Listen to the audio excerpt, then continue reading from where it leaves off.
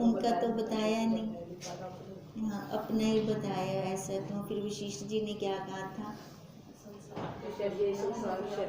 हाँ उन्होंने कहा था सारे संसार को पता लग जाए। हाँ भी शब्द वो तो रहित है, शब्द से रहित है संसार वालों की वार्तालाप। तो उनका क्या कहना है ना, जो शब्द सहित है, तो मैंने वही बताया था है ना, यही चल रहा था ना कल प्रश्न। तो वही बता रहे थे कि जितना भी है भी कहते हैं ना, वो जैसे हम देखते हैं चावल बनाते हैं, एक दाने को ले लेते हैं, सारे पक्के पकाए हैं, ऐसे ही कह रहे थे सब सृष्टियों के जानने से पहले एक सृष्टि को जान लें। वो एक सृष्टि कौन सी थी? अपनी सृष्टि को जान लें, सब सृष्टियां जानी चिनाई मिल जाएंगी। हे राम, यह सब जगत किसी कारण से नहीं उत्पन्न हुआ, जिसमें कारण बिना पदार्थ भासित हो, उसे जानिए कि वही ही रूप है। अब जैसे कह रहे थे ना भी, बहुत कुछ ऐसा होता है कि जिनका कुछ कारण नहीं होता, जैसे भूख होगी, प्यास होगी, नींद का आना हो गया, इनका कोई कारण नहीं होता। क्या कारण कहें इनके लिए? अब ऐसे इस सृष्टि का भी कोई कारण नहीं है, तो इसका मतलब ये सृष्टि भी वही रूप होगी। सृष्टि के आदि में भी वही सत्ता थी, अंत में भी वही होगी, और मध्य में जो कुछ दिखता है उसे भी वही रूप जानिए। पर हम क्या करते हैं, मध्य में धोखा खा जाते हैं, है ना। मध्य में है तो वही, ये तो हमें मतलब आकार मिल गया, ये आकार मैं नहीं है, मैं इस आकार से अलग है, उसकी अनुभूति लेनी है। हम कैसे लेते हैं उसकी अनुभूति? जैसे कल भी हम कह रहे थे भी ये सारी मशीनरी है, ऊपर एक ये कवर कर दिया है इसको, अब वो कवर हटा दें, फिर देखो क्या कैसे क्या गंदगी है इसके अंदर, और वो हर एक पार्ट अपना अपना कर्म कर रहा है, कार्य कर रहा है अंदर, हर एक पार्ट कर रहा है, हर एक पार्ट वर्किंग में है। भले ये सो भी जाता है ना, तो भी उसके अंदर मशीनरी चल रही होती है। अब जैसे हम रात को सोते हैं, ठीक है, अब रात को सोते हैं, अंदर वो थोड़ी सोता है, खा पी कर हम सो गए, तो क्या होता है, वो अंदर सफाइयाँ कर रहा होता है, हर एक पार्ट से वो गंदगी गेट पे रख जाता है सफाइयाँ कर कर के, और जब हम सुबह उठते हैं तो सारी गंदगी निकालते हैं आँखों से, है ना, और मल मूत्र सारी हर एक जगह से वो गंदगी। अब ये गंदगी कैसी आई? कोई तो बैठे हैं ना अंदर, क्रिया कर रहा है, मशीन अंदर से चलती रही। तो ऐसे अपने से अलग इसको देखेंगे, फिर उसकी अनुभूति होगी हमें। ये ऊपर से चमड़ा हटा दो, वो अंदर कंकाल बैठा हुआ है, हार्ड मास, अस्थि पिंजर जिसको बोलते हैं। अब वो अस्थि पिंजर ऐसे किसी को अच्छा लगेगा ही नहीं, वो परमात्मा ने ऊपर से कवर कर दिया इसको। अब ये मैं नहीं हूँ ये हमें समझ में आ जाए, ये मैं नहीं हूँ, मैं क्या हूँ? मैं सच्चिदानंद हूँ। अभी आकार इसलिए परमात्मा ने दी है कि मैं अपने आप को जान सकूं, उसे ही वही रूप जाने। स्वप्न के आदि में भी अपना निर्मल अनुभव होता है, स्वप्न के निवृत्त होने पर भी वही रहता है, और स्वप्न के बीच जो पदार्थ भासित होता है उसे फिर वही रूप जाने। अब स्वप्न का उदाहरण दे रहे हैं। पहले स्वप्न से पहले हम रात को ये कह के तो नहीं सोते मेरे को ये वाला स्वप्न आया आज, अपने आप प्रक्रिया चल रही होती है वो, और अपने आप ही खत्म होते हैं स्वप्न। कहते हैं स्वप्न से पहले भी वही रूप, बाद में भी वही रूप, और जो हम मध्य के बीच में महसूस कर रहे हैं, जिसकी सत्ता से आ रहा है स्वप्न, तो हम अपने आप को वही रूप जाने, और वस्तु कुछ नहीं, खाली अनुभव सत्ता ही है अनुभव सत्ता। कौन से हम सपने में किसी को लेकर सोए थे कि रात को आप घूमण चलसू दी में आपको टाइम नहीं लगता, कोई था तो नहीं ना साथ में, फिर भी हम घूमने गए। तो जब स्वप्न खत्म हुआ तब उसके बाद क्या रह गई? खाली अनुभूति, अनुभव रह गया। वास्तव में जिनके साथ हम घूम आए वो थे ही नहीं। ऐसे हम अब जागृत अवस्था में जिनके साथ घूमते हैं वो है ही नहीं, जिनके साथ व्यवहार करते हैं वो है ही नहीं। तो ये भी क्या है? खाली अनुभव है। अब जैसे उस अनुभव को हमने झूठ बोला, इस अनुभव को भी झूठ बोले, फिर यहाँ पे तो हम बोलते नहीं हैं झूठ, यहाँ पे इसको सत्य मान लेते हैं।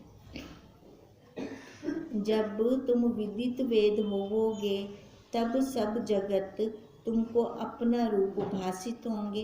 अब विदित वेद, अविदित वेद क्या है? अपने आप को जान जाए, है ना। अपने आप को हम क्या जाने, है ना। ये ब्रह्म रूप है ना। ये नाम रूप आकार मैं नहीं हूँ, मैं साक्षी हूँ। अब ऐसे अपने आप को जानेंगे तब ये सब जगत हमें जाना जनाया मिलेगा।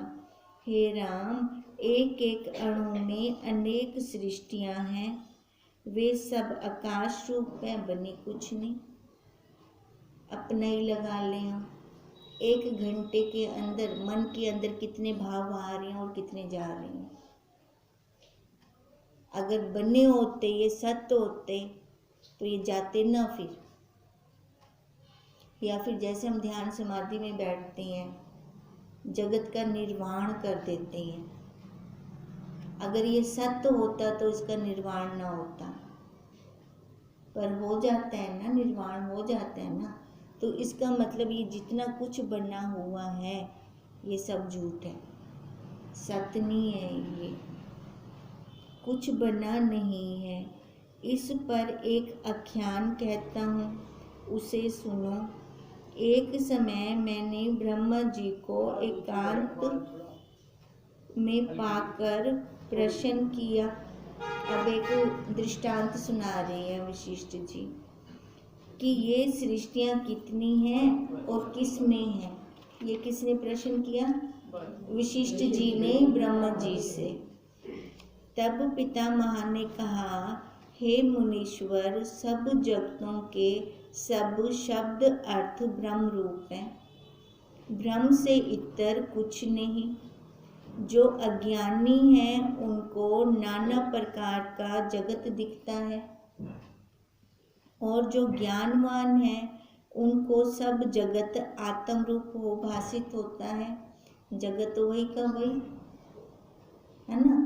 ज्ञानियों को अपना रूप दिखाई दे रहा है, आत्म रूप दिख रहा है, और जो अज्ञानी है उनको ये अलग अलग दिखाई दे रहा है। अब अलग अलग दिखने का मतलब क्या? हाँ, ये आकार आ गया, संबंध जोड़ लिए, तेरा मेरा खड़ा कर दिया हमने। जिस प्रकार जगत हुआ है वह भी सुनो। हे राम, ब्रह्म रूपी आकाश के सूक्ष्म अणु में स्फुरण हुआ कि अहम अस्मि, मैं हूँ। तब उस अणु ने अपने को जीव जाना। अब क्या दृष्टांत दे रहे हैं कि ब्रह्म रूपी आकाश के सूक्ष्म अणु में, अब देखो यहाँ पे अहम ब्रह्मस्मि नहीं हुआ स्फुरण, अहम अस्मि है ना। अब मन के अंदर एक ये भाव आया, क्या भाव आया? अपने मैं का, अपने वजूद का, ये जो शरीर वाला वजूद है इसका एक भाव उठा कि मैं हूँ। अब जैसे ये भाव आया तो इससे क्या हो गया? जीव बन गया, अहम आ गया ना, तो ये जीव बन गया। जैसे अपने स्वप्न में अपने को जीव जाने और सर्व आत्मा हो, वैसे ही चित्त अणु सर्व आत्मा अहंकार को अंगीकार करके अपने को जीव जानने लगा। क्या कह रहे हैं कि जैसे स्वप्न में अपने को जीव जाने और सर्व आत्मा हो। अब सर्व आत्मा का क्या मतलब है भी, जैसे मतलब ज्ञान नहीं है, अज्ञानियों का जैसे चलता है, अज्ञानियों को स्वप्न आता है, ठीक है, तब वहाँ पे तो सारा मैं मेरा चल रहा होता है। वैसे ही चित्त अणु सर्व आत्मा अहंकार को अंगीकार करे। अब जो ये स्वप्न आ रहा है, आता तो उसकी सत्ता से है ना, उसकी सत्ता से है ना, पर उसमें क्या होता है, हम उसको ना जानकर मेरे को आया ऐसे हम जानते हैं, अपने को जीव जानने लगते हैं। फिर उसमें जो निश्चय हो गया वही बुद्धि हुई। है तो सर्वात्मा, पर सर्वात्मा अपने आप को ना जानकर जीव जाना है ना। अब जीव जानकर वैसी जैसे जिसको जो दृढ़ता होती है, उसके भाव है ना, उसके संस्कार और उससे क्रिया भी वैसी ही होती है। जैसे वायु में स्फुरण होता है, वैसे ही उसमें संकल्प विकल्प रूपी स्फुरण हुआ। अब वायु चल रही है ना, ऐसे उसका मन चलता रहता है, वो बैठता नहीं है, उसका नाम मन हुआ जो हमेशा चलता रहा। तब मन के साथ मिलकर चित्त अणु ने देह को चेता और अपने में देह और इंद्रियां भासित होने लगी। अब जैसा भाव बना लिया है ना, मन से बन बैठे। पहले तो सूक्ष्म में रहता था जीव, ये तब इसकी जीव संज्ञा भी नहीं थी। सूक्ष्म में आकार था, आकार होते हुए भी वो कहाँ था, सूक्ष्म में अपने स्वरूप में था, तब इसकी जीव संज्ञा नहीं थी। पर जैसे जैसे मन चेतता गया, चेतते से अहम बढ़ता गया, अहम बढ़ने से ये देह पे आ गया। इसकी दृष्टि भी कैसे होगी, स्थूल वाली, स्थूल दृष्टि से ये अपने आप को भी आकार वाला जानने लगा और सामने भी आकार वाला अपने आप को जानने लगा। तब मन के साथ मिलकर चित्त अणु ने देह को चेता और अपने में देह और इंद्रियां भासित होने लगी। उसने अपने साथ शरीर देखा कि यह शरीर मेरा है। अब क्रिया करते करते, जैसे हम उदाहरण लेते हैं, 10 साल तक किराएदार किराए के मकान में रह रहा है, मालिक नहीं आ रहा पूछने, तो उसको क्या लगता है, मैं ही मालिक है ना, ये मेरा ही मकान थी क्या ना। अब ऐसे ही इसको ये लगने लग गया है ना, वो तो 10 सालों में कह देते हैं मेरा मकान है। अब यहाँ हम कितने साल रहते हैं इस घर के अंदर, जन्मों जन्मों से आ रहे हैं। चलो हम कहें कि हमें जन्मों का नहीं पता, हुण दा देख गिनो आपा है ना, 50-60 साल तो वैसे ही, तो तभी इसके साथ कितनी वृत्ति जुड़ जाती है, इस आकार के साथ कितना जुड़ जाते हैं कि अपने से अलग ही नहीं कर पाते, मेरा बन जाता है ये। अब जहाँ ये शरीर मेरा है, जैसे स्वप्न में अपने साथ कोई शरीर को देखें और बड़ा स्थूल दिख पड़े, वैसे ही उसने अपने साथ स्थूल शरीर देखा। देखो अब हम जो स्वप्न लेते हैं, कभी भी हमने उस स्वप्न को शरीर के बिना नहीं देखा। जब भी हम आए, कैसे आए, स्वप्न के साथ। और तो और अगर स्त्री आकार के अंदर बैठे हैं, स्त्री आकार वाला ही स्वप्न देखते हैं, कभी मनुष्य आकार वाला स्वप्न नहीं देखा। क्यों? क्योंकि इस आकार की दृढ़ता हो गई है। बचपन से ही इस आकार को जैसे देखा, उसी के साथ साथ जैसे ये आकार घिसता गया, जैसे वृक्ष पहले बड़ा हुआ, फिर झुकने लय की तरफ जाने लगा। अब इस वृक्ष के साथ भी जुड़े रहे, तो इसको मैं बना दिया, मैं बन बैठी। मैं बनकर इतनी दृढ़ता कर ली इस आकार के साथ कि ये मेरे से मैं हो गया, एक मिक हो गए हैं। अब जैसे हम गाड़ी को कहते हैं मेरी गाड़ी, मैं गाड़ी तो नहीं कहते। अब यहाँ पे दृढ़ता कितनी है, मैं हो रही है। जैसे स्वप्न में सूक्ष्म अनुभव से बड़े पर्वत दिखते हैं, वैसे ही सूक्ष्म अणु से स्थूल विराट शरीर भासित होने लगा। अब स्वप्न के अंदर हम पर्वत देख रहे हैं, कहाँ से आ गए वो पर्वत, कितनी सूक्ष्मता के अंदर है ये पर्वत। ठीक है। अब कहते हैं जैसे स्वप्न में सूक्ष्म अनुभव से बड़े पर्वत दिखे। अब वो पर्वत का संस्कार होगा अंदर जो हमने देखा, वैसे ही इस सूक्ष्म अणु से स्थूल विराट शरीर भासित होने लगा। पहले ये संस्कार कहाँ है, सूक्ष्म में है ना, भावों के अंदर सूक्ष्म में भाव है ये सारे। स्वप्न कैसे आता है, अब इतने बड़े बड़े हम स्वप्न के अंदर देख लेते हैं, जैसे पहाड़ का उदाहरण दे रही हैं, साथ तो में नहीं था पर अंदर है ना, सूक्ष्म के अंदर कितने संस्कार बसे पड़े हैं, अब पता नहीं कितने संस्कार हैं अंदर। अब इसलिए गुरुदेव कहते हैं अगर मोक्ष के अधिकारी हैं, मोक्ष प्राप्त करना चाहते हैं, तो अगर वैसे बाहर संसार में जाते हैं उनको नहीं काट सकते, तो अपना मिलना जुलना कम करो। क्यों? क्योंकि वो संस्कार भर कर हम अंदर ले आते हैं, फिर उन संस्कारों को हम निकाल नहीं सकते। आधा घंटा भी किसी के साथ बैठ जाएं तो भी देखें कितने संस्कार आ गए। अगर वो अपना सत्संगी बहन है या अपने विचार उनके मिलते हैं फिर तो ठीक है, अगर नहीं तो संसार वाले हों तो पहले तो इन्ना आपा कट दे पियूँ, खाली कर दे पियूँ उनको, आधे घंटे में और कितने संस्कार भर कर ले आते हैं, फिर उनको निकालने में टाइम लगता है।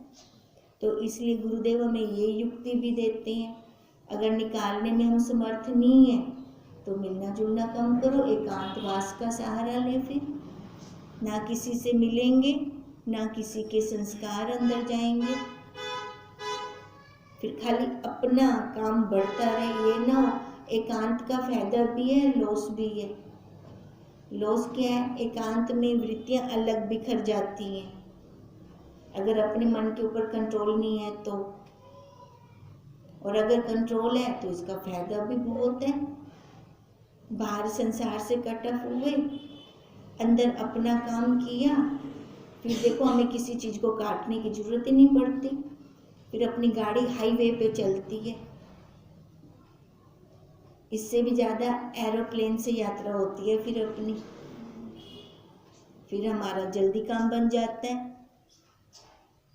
अब ऐसी युक्तियों को अपनाएंगे तभी इस सूक्ष्म, क्योंकि हम सूक्ष्म में ले आते हैं सारा कुछ, तभी वो कह रहे हैं वैसे ही सूक्ष्म अणु से स्थूल विराट शरीर को हमने खड़ा कर दिया, फिर देश काल की कल्पना की, तब नाना प्रकार के स्थावर जंगम प्राणी और विराट भासित होने लगे। अब जैसे जैसे स्थूलता में आते गए, स्थूलता में आते आते हमने क्या कर दिया, पहले तो मैं बन गई, ये नाम रूप आकार मेरा सच्चा हो गया, और उसके बाद देश काल भी हमने सच्चा खड़ा कर दिए। उसने तो नहीं बनाया कोई देश काल, उसने तो कुछ लिमिट नहीं रखी, है ना। जैसे स्थूलता में आते गए ये हम नहीं बनाते गए, हमें ही उन्होंने मनवा दिया संसार वालों ने। छोटे बच्चे के अंदर देखो हम कितने संस्कार डालते हैं, ये तेरी माँ है, फिर कहते हैं इसको पहचान हो गई है। अब ये भरा किसने, हम खुद भरते हैं, और गुरुदेव हमारे निकलवाते हैं ये संस्कार। अगर जल्दी मिल जाते हैं गुरुदेव फिर तो ठीक है, क्योंकि जल्दी जल्दी संस्कार वो निकल जाएंगे। अगर हमें बहुत देर बाद मिले तब तो संसार कितना हावी हो जाएगा, कितना अंदर भरा जाएगा। तभी हमने ये विराट सारा बना दिया। फिर देश काल पदार्थ भाषित हुए, परंतु बने तो कुछ नहीं, वास्तव में ये बने तो नहीं हुए। तभी वो कह रहे हैं जैसे जैसे जिसके भाव हैं वैसे वैसे उसके लिए ये संसार है। अंदर संस्कार और बाहर संसार, है ना। अब संस्कार किसके कैसे हैं? संस्कार ही तो बोलते हैं हमारे ये हर जगह। देखो कोई जगह ऐसी नहीं है जहाँ हमारे संस्कार ना बोले। देखने की आँख चाहिए, सामने वाला परख लेता है। अगर वो ज्ञानी है तो परख लेगा कहाँ पर खड़ा है ये, और अज्ञानी तो वैसे ही निपट निराले होते हैं। जब चित्त संबित बहिर्मुख जगती है तब नाना प्रकार का जगत दिखता है, और जब अंतर्मुख होती है तब अवाच्य रूप हो जाती है। तब उसके लिए कोई शब्द नहीं है।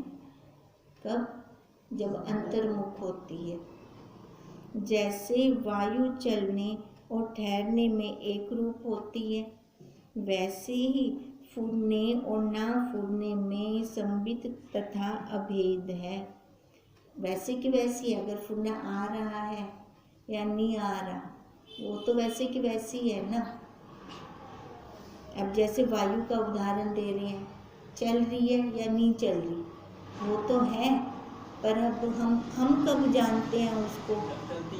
जब चलती है तब जानते हैं ना। अब ऐसे ही देखो, अब हम उसको कब जानेंगे? जब हम अपने अंदर उसकी अनुभूति लेंगे तब। नहीं तो वो अज्ञान काल में भी तो है ना, पर हम उसको नहीं जान सकते। उसके लिए पहले हमें एकांतवास का सहारा लेना पड़ेगा। एकांतवास का सहारा लेकर उसकी अनुभूति करके फिर जहाँ मर्जी जाए। एक बार जान लिया मैंने उसको, उसकी अनुभूति ले ली मैंने, तब वो जानी जाएगी। हे राम, सब जगत आकाश में आकाश रूप अपने आप स्थित है। बनना कुछ नहीं है, ले लूँगी, सारा कुछ अपने आप स्थित है। अब आकाश में आकाश रूप, अब ये आकाश कहाँ देखें? हम बाहर देखें? बाहर तो वो ऑलरेडी है, वास्तव में है, पर हम अनुभूति कहाँ लेते हैं उसकी? अपने अंदर लेते हैं ना। अपने अंदर कुछ तो स्पेस है, कुछ ये स्पेस है तो अपने उंगलियां मुड़दे, अपन पलथी मारते बह सकदू, गोडे मुड़दे। अगर ठसा ठस भरिया पिया होंदा तो मुड़दे थोड़ी बुला। कुछ स्पेस है तो खाना अंदर जाता है ना। तो ऐसे ही वो स्पेस है अंदर, आकाश रूप है। वो आकाश रूप है तभी उसमें वो स्थित है, उसने अपना स्थान बना रखा है, वो हृदय कमल। जब हमें कुछ प्रसन्नता होती है, दुख होता है, तो कहाँ उसकी अनुभूति होती है? हृदय में होती है। हाथ पैर ना कुछ कहनी थिंदी है ना। कुछ हमारे अनुकूल नहीं होता, धड़कन बढ़ जाती है, हार्ट बीट बढ़ जाती है। कैसे कैसे? उसने भी तो अपना स्थान बना रखा है ना। तभी गुरुदेव कहते हैं अपने हृदय में तू मेरे को बिठा।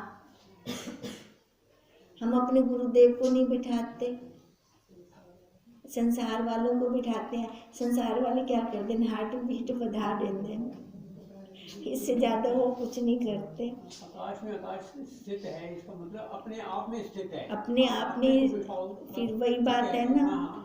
तो अपने आप को बिठाए ना, है ना। अब अपने आप को भी हम गुरुदेव के रूप में, हमें कोई आकार चाहिए, हम किसको बिठाएं? निराकार तो हमने देखा नहीं, है ना। आकार वाले हम अपने गुरुदेव को बिठाते हैं अंदर, तो भी तो एक ही बात है ना। बात तो एक है ना। अब जब उनको हम अपने अंदर बिठाते हैं तो आनंद रूप आता है, हमें आनंद आता है, शांत हो जाता है। वो जो धड़कन बढ़ जाती है वो एकदम शांत हो जाती है। और अणु अणु के प्रति सर्वदा सृष्टि है। देखो, और अणु अणु के प्रति, अब खाली एक नानी की उपाधि आ जाती है। नानी की उपाधि के साथ देखो दोत्यांदा कितना लग जाता है, अनंत अनंत है ना। कितनी उनकी सृष्टियाँ चल पड़ी, बड़ा होगा उनकी शादी करनी है ना, उनके लिए ऐसा लेकर आना है, ऐसा व्यवहार करना है। ये खाली एक नानी की उपाधि ओढ़ ली तो ठीक है, ऐसे कितनी उपाधियाँ ओढ़ लेता है ये, कितनी कितनी सृष्टियाँ अपने अंदर बना लेता है ये। परंतु सब क्या है ये सारी सृष्टियाँ कहाँ हैं? अब किसी को पता थोड़ी है ये नानी है, ये दादी है, ये तो वही जान रहा है जो बन के बैठा हुआ है। पर ये कुछ है ही नहीं, ये सारा आभास मात्र है। पर हम ये जाने आभास मात्र है तब ना, नहीं तो हम हर उपाधि के अंदर दुखी होते हैं। ऐसी एक उपाधि बता दो जहाँ पर दुख ना लगा हो, है कोई एक उपाधि? सारी उपाधियाँ दुख वाली हैं। इन उपाधियों को उतार लो, है ना, अपने स्वरूप में आ जाए। के टुकड़े हजार हुए, कोई यहाँ गिरा तो वहाँ गिरा, बात तो वही है ना। टुकड़े क्या कितने करने, क्यों टुकड़े टुकड़े होने दें इसको। हम सारा का सारा समर्पण कर दे अपने गुरुदेव को। अब जब हम अपना सारा समर्पण गुरुदेव को कर देते हैं, फिर उपाधियों से रहित हो जाते हैं। जैसी उपाधियाँ उतरी, कितना हल्का महसूस करते हैं। वो अनुभूति क्या होती है? अपने आप की शांत स्वरूप, ब्रह्म स्वरूप, वही हमारी अनुभूति होती है। फिर नहीं तो ये सारी क्या है? आभास मात्र है, जो चेतीय संबंधी होकर जीव सृष्टि का अंत लें तो सृष्टि अनंत है। जीव बनकर उस सृष्टि को ढूंढ अंत ले। मैं अब जैसे अब पीछे उस गया था ना अंत लेने के लिए, अंत ले सका था वो ना। अंत में तो उसने यही कहा था ना, इन्ना बड़े शरीर को सांभड़ा में औखा थी गया, उनको खत्म करो, यही बोला था। अंत नहीं ले सकते हैं। अभी कपड़े पे ये दाग क्यों लगा, किसने लगाया, ढूंढने की जरूरत नहीं है। दाग लग गया पे मेरे को दिखदा पे, मैं आकार विच बैठी हाँ, मेरे को पता है। मैं बस ही आकार दा ये दाग खत्म करना है, हूं दे वास्ते पुरुषार्थ करना है। क्यों लगा, कब लगा, कब से मैं भटक रही हूँ, उधर जाने की क्या जरूरत है? नहीं जान पाएंगे हम। तो इतना तो पता है ना, ये दाग लगा पड़ा है, शरीर रूपी दाग। अब इसको खत्म करना है मेरे को। अब उसको खत्म करने का ही बस पुरुषार्थ में जुट पड़े। कितने कितने बच्चे क्लासें करते हैं, 10 साल, है ना, 10वीं तक के लिए।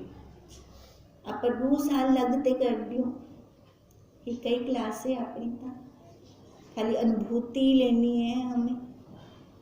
इधर दृढ़ता कर ली, वहाँ तो आए साल सिलेबस चेंज हो रहा है, यहाँ सिलेबस तो चेंज नहीं है। वही गीता के 18 अध्याय हैं, वही उतना का उतना सिलेबस है, पर दृढ़ता नहीं करते हम। दृढ़ता करें तो इस स्थूल से हट जाएं। जो ये स्थूल वाला है आकार, होते हुए भी हमारी दृष्टि कहाँ रहेगी? अपने स्वरूप में, अपने आप में। नहीं तो इन सृष्टियों का अंत हम नहीं ले सकते, इसका अंत कहीं नहीं आता। यह सृष्टि अविद्या रूप है, वह अविद्या ही चेत्य है, मन है ना। अविद्या क्या है? मन। क्योंकि मन हमें बाहर ले जाता है विषयों में। उस जीव, जब जीव अविद्या संबंधी होकर जगतों का अंत देखेगा, तब अंत कहीं ना पावेगा। जीव बन के देखने जाए, अंत नहीं देख पाएंगे हम कहीं पर भी। अब जीव बन के देखने जा रहे हैं तो मतलब मैं मेरा आकार वाले बनकर देखने जा रही हैं। किंतु संसरण का नाम संसार है। ये संसार सड़कता जा रहा है, सरकता जा रहा है। जब स्वरूप में स्थित होंगे तब सब जगत ब्रह्म रूप हो जाएगा, अपने आप में स्थित हो। पीछे फोन पे एक स्लोगन देखा था कि एक आदमी के शोल्डर पे एक पोटली है, डंडी के अंदर पोटली बांध रहा है, पीछे से एक आदमी दौड़ता आ रहा है, उसको पकड़ने के लिए वो आगे जा रहा है ना, पीछे से वो भाग रहा है, उसके हाथ में नहीं आ रहा कुछ भी। अब ऐसे ही हम इसको पकड़ना चाह रहे हैं, माया को, विषयों को पकड़ना चाह रहे हैं, वो भी भाग रही है माया, हम भी उसके पीछे पीछे भाग रहे हैं, हाथ में नहीं आता कुछ भी। तो देखो ऐसे भाग रहे हैं, वो भी भाग रही है, हम भी भाग रहे हैं, हाथ में तो कुछ आता नहीं। पर जो अपना स्वरूप है वो रुका हुआ है। वो कहते तू मेरे को पकड़, तू माया को क्यों पकड़ रहे है? हम जो रुका हुआ है उसको तो पकड़ते नहीं, हम पकड़ उसको रहे हैं जो भाग रहा है। यहीं पे गलती हो जाती है। कहते हैं तब सब ये जगत ब्रह्म रूप हो जाएगा जब हम अपने स्वरूप में स्थित हो जाएंगे और जगत की कल्पना फिर कुछ न भासित होगी, सारी सृष्टियां खत्म। मन जीते जग जीते, बस एक बार इस मन को जीत जाएं। हे राम, इस जगत के आदि में भी अद्वैत सत्ता थी, अंत में भी अद्वैत सत्ता रहेगी, और मध्य में जो कुछ दिखता है उसको भी वही रूप जाने। पहले ये शरीर नहीं था, लास्ट में भी ये शरीर नहीं रहेगा। तो अब जो मध्य में शरीर है ये सत्य नहीं है, इसका मतलब जो सत्य होता है वो तीनों कालों में एक रस रहता है। अब तीनों कालों में जो एक रस रहता है वही मैं हूँ, बिना आकार वाली। अगर निषेध पक्ष से जानते हैं तो, विधि पक्ष से तो सारा वही है और कुछ बना नहीं। यह जगत अकारण है, अधिष्ठान सत्ता के अज्ञान से भासित होता है ना। जब हमें अपने स्वरूप का ज्ञान नहीं है तब हमें ये संसार सच्चा लग रहा है। इसी का नाम जगत और इसी का नाम अविद्या। अब क्या कहें इसको, क्या कुछ है, क्या कुछ बने? ये कब हम कह सकते हैं? जब अपने आप में बैठेंगे, है ना, अविद्या का नाश कर देंगे। अब जैसे संत कहे जा इस तकले का वल मेरे को ला कर देना, है ना, तकला ठीक करवावा पर वल चाहती हमें, वल वापस आ सकता है वो नहीं। ऐसे संत हमारी बुद्धि के वल निकालते हैं, वो वापस नहीं आ सकते। जब वल निकल जाते हैं, चकला सीधा हो जाता है, फिर लगता है कि वाकई ये तो सिद्धाई, पहले ही सिद्धाई। ऐसे जब बुद्धि के वल निकल जाते हैं फिर लगता है कि ये पहले ही ब्रह्म थे। तभी माता जी कहते थे अरे तू ब्रह्म है, अरे तू ब्रह्म है। दिखदा कर नहीं, दिखे भी क्यों है? पहले उतनी स्थिति तो हो देखने की, फिर जाके दिखेगा ना। वो बैठे आकार पे हो तो देखा, ब्रह्म को क्यों देख सकती है? आकार से पहले उठेंगे फिर जाके उसको देख पाएंगे। स्थूलता से सूक्ष्म को थोड़ी देखा जाता है। कैसे देखेंगे? सूक्ष्म से सूक्ष्म को देख सकते हैं। अब वो समझ में आता है कि कैसे कहते थे ब्रह्म में। अधिष्ठान को जानने का नाम विद्या है। अब अधिष्ठान, अब उसकी अनुभूति होती है, लगता है एक लगती है मशीनरी, ये सारी 2 दिन से ये मशीनरी लग रही है, मशीनरी लग रही है, खाली कवर है। हर एक के अंदर वो नसें, वो नाड़ियाँ काम कर रही है ना, वो लगिया पेन नालियाँ, वो अपने अपना काम कर दिया पेन। ये अनुभूतियाँ होती है, ये अनुभूति लेनी शुरू हो। पहले ये अनुभूतियाँ होनी शुरू हो जाएंगी ना, फिर इससे आसक्ति हटती जाती है। क्या नाला शक्ति, गंध खून वाला शक्ति, किससे आसक्ति हो, क्या क्या है इसके अंदर जिससे मैं आसक्ति करूं। अब जैसे इसका मटेरियल ऐसे सबका मटेरियल। किसके साथ आसक्ति की जाए, किसके साथ मोह किया जाए। वो लगता है वो बक्सा है, उन्हें सारी फिटिंग थी पी है। अब वो फिटिंग दे, वो अनुभूतियां थी दिन अंदरों बोला, वैसी अनुभूतियां होती हैं। फिर लगता है ये तो कुछ है ही कहना, ये तो कुछ है ही नहीं, मैं तो इससे निराला, मैं तो इनको भी देखता बैठा। अब ऐसे देखेंगे तब इसको कहा अधिष्ठान को जानने का नाम विद्या है। तब ये ज्ञान अंदर रुकेगा, तब ये अपने आप को जानना विद्या है। चाहे डॉक्टर बन जाए, चाहे हम वकील बन जाए, वो कुछ नहीं है, वो विद्या। अब कितनी पढ़ाई करते हैं वकील भी, तो कितना पढ़ते हैं, साइंटिस्ट कितना पढ़ते हैं, पर उन्होंने पढ़ा भी कुछ नहीं पढ़ा। असली पढ़ाई तो यही है, अपने आप को जान जाए। राज विद्या योग, हाँ, यही इसको जान जाए। हे राम, ना अविद्या है और ना जगत है, ब्रह्म ही अपने आप में स्थित है। जब हम अपने आप को नहीं जानते ना, तब अविद्या हुई। जब हम अपने आप को जान गए फिर तो नहीं है ना। अविद्या दा मोल ही खत्म थी गया, माया दा मोल ही खत्म थी गया। चाहे जगत कहो चाहे ब्रह्म कहो, दोनों एक ही वस्तु के नाम में। अब ये हमारे ऊपर है। अगर शरीर पे बैठेंगे तो संसार दिखसे ही हो, सारी सृष्टियाँ दिखेंगी। अगर शरीर से उठ जाते हैं तो फिर सृष्टियाँ ही नहीं है, वो लय हो गई, सारी वही खत्म हो गई। इति श्री योग विशिष्ट निर्वाण प्रकरण ब्रह्मांड उख्यान नाम 260 सर्गा समाप्त। 5 मिनट ज़्यादा दे दिए आपने आज। ओम तम नमामि।